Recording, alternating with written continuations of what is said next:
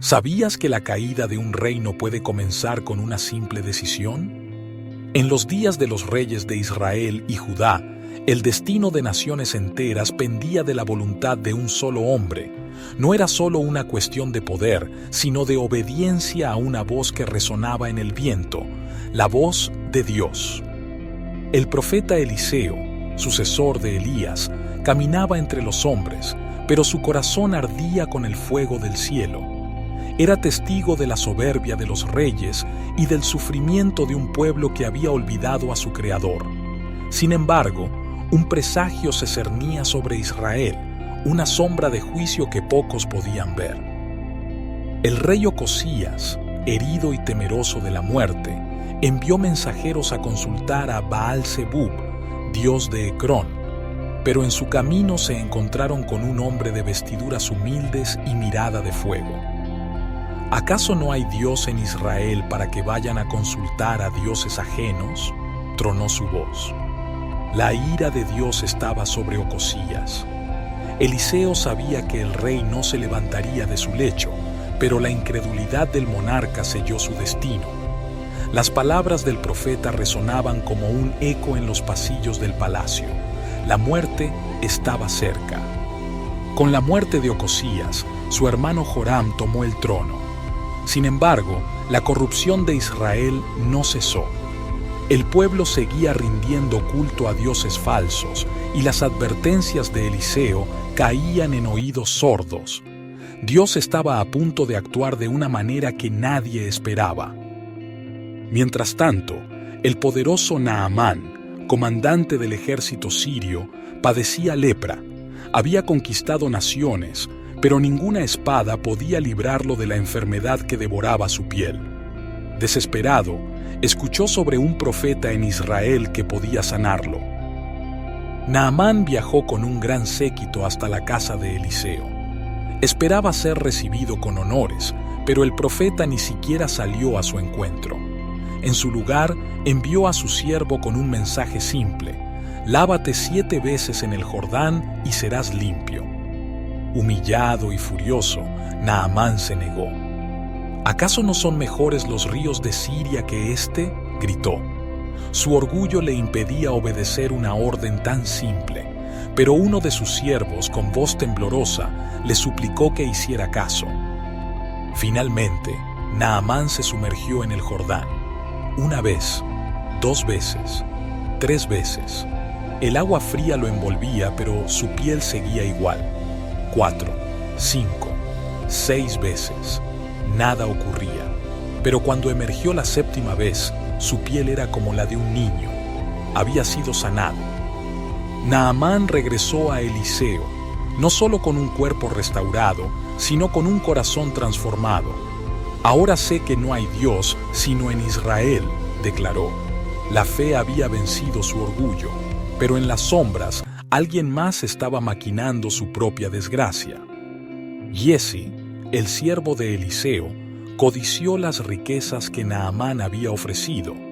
Sigilosamente lo siguió y mintió, diciendo que su maestro necesitaba plata y vestidos. Naamán, agradecido, se los entregó sin dudar, pero el pecado no quedaría oculto. Cuando Giezi regresó, Eliseo lo enfrentó. «¿Crees que puedes engañar a Dios?», dijo. En ese instante, la lepra de Naamán cayó sobre él. Su codicia lo había condenado. Mientras Israel enfrentaba guerras y traiciones, Eliseo continuaba su ministerio. Pero las sombras del juicio se cernían sobre el reino. La paciencia de Dios tenía un límite y el día de la retribución se acercaba. La idolatría, la injusticia y la corrupción habían llenado la copa de la ira divina. Babilonia esperaba su momento. La historia estaba a punto de cambiar para siempre. Pero antes del fin, Eliseo debía completar su última obra. Un rey debía ser ungido, una profecía debía cumplirse y una nación entera conocería la consecuencia de su rebelde corazón. ¿Sabías que hay secretos ocultos en las sombras de los reyes que gobernaron Israel y Judá? El destino de un trono nunca es seguro, y los caminos de quienes lo ocupan están llenos de giros inesperados. La historia de los reyes que vinieron después de Elías y Eliseo está marcada por traiciones, intervenciones divinas y juicios implacables. Uno de los episodios más impactantes fue la ascensión de Jehú, el guerrero elegido por Dios para ejecutar justicia. Su marcha implacable hacia Jezreel fue anunciada por el estruendo de sus caballos y la furia de su corazón. Jezabel, la infame reina que desafió a Dios, creyó que podía burlarse del destino. Se arregló y pintó su rostro, observando desde la ventana, pero sus propias palabras la condenaron cuando Jehú ordenó que la arrojaran al suelo. Su final fue tan brutal como profetizado. Pero la sangre no cesó de correr. Jehú siguió adelante con su misión, eliminando a los descendientes de Acab, asegurándose de que el juicio divino se cumpliese sin excepciones. Mientras el reino de Israel se tambaleaba, Judá también enfrentaba sus propios conflictos. La reina Atalía tomó el trono con sangre en sus manos, eliminando a su propia familia para asegurar su reinado. Pero no todo estaba perdido. Un niño, Joás, fue escondido en el templo durante 6 años. Cuando llegó el momento, el sumo sacerdote Joiada orquestó un golpe maestro. Con astucia, coronó a Joás en el templo, mientras el pueblo clamaba, ¡Viva el rey! Atalía, al escuchar los gritos, corrió al templo y vio su destino sellado. Pero ni siquiera la renovación del trono pudo evitar la decadencia. A lo largo de los años, reyes iban y venían, algunos intentando restaurar la fe y otros sumidos en idolatría. La voz de los profetas resonaba en las calles, pero pocos escuchaban. Con el tiempo, llegó una amenaza mayor. Asiria, el gigante imparable, marchó contra Samaria. Durante 3 años sitiaron la ciudad, hasta que finalmente cedió. El reino del norte cayó, y su pueblo fue llevado al exilio, esparcido por tierras desconocidas. En Judá, el rey Ezequías enfrentó su propia prueba cuando los asirios se volvieron contra Jerusalén. Pero su fe no flaqueó.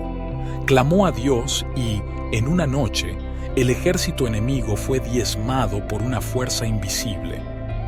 Pero la victoria de Judá no duraría. Generaciones más tarde, Babilonia emergió como el nuevo conquistador del mundo. Jerusalén fue sitiada, su templo saqueado y sus muros derribados. El pueblo de Dios fue exiliado una vez más, y el eco de sus lamentos resonó en tierras lejanas. El fin del reino marcó el comienzo de una era de incertidumbre, pero incluso en la desolación, la promesa de Dios permaneció. A través de los profetas, se anunció que un día la restauración vendría. Los sobrevivientes en Babilonia se aferraron a la esperanza, transmitiendo sus historias de generación en generación. La fe, a pesar de todo, no fue destruida. Y así, la historia de los reyes de Israel y Judá se cerró, no con un final definitivo, sino con una pausa. La esperanza de un futuro glorioso permaneció en el corazón de un pueblo que nunca olvidaría sus raíces. Dios nunca abandona a su pueblo, aunque los reinos caigan y las ciudades sean destruidas. Su plan es más grande que cualquier trono terrenal. La historia aún no ha terminado. Y así, la profecía de restauración quedó escrita, esperando su cumplimiento. Porque la historia de los reyes humanos solo es un reflejo de un rey eterno que nunca pierde su trono.